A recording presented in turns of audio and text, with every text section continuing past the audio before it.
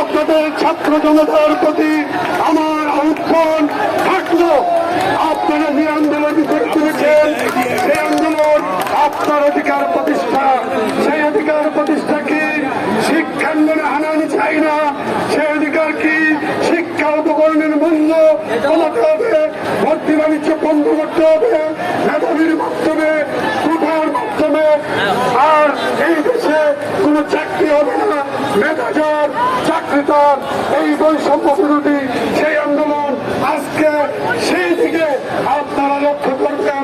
এখানে আন্দোলন শেষ নয়, আন্দোলন আরো আছে।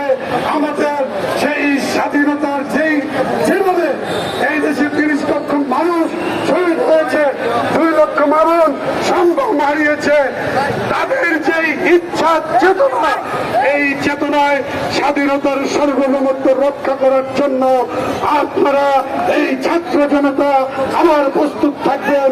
যারাই ক্ষমতায় আসবে স্বাধীনতার সার্বভৌমত্ব রক্ষা না করে পুনরাবৃত্তি করলে আমরা রাজপথে এইভাবেই জবাব দেব।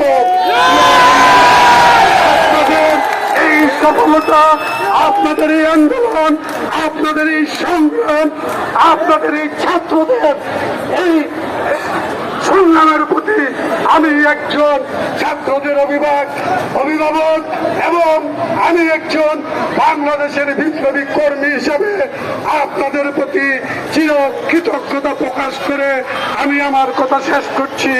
এখন আপনাদের সামনে বক্তব্য রাখবেন বাংলাদেশের বিপ্লবী ওয়ার্কার্স পার্টি।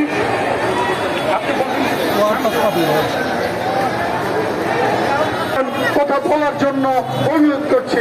ধন্যবাদ সকলকে। জয় হোক দেশের মানুষের বিপ্লব দীর্ঘজীবী হোক এবং এই বিপ্লবে আমরা জয়ী। হাসিনাকে বলাতে বাধ্য করেছি, হাসিনার দল বলাতে বাধ্য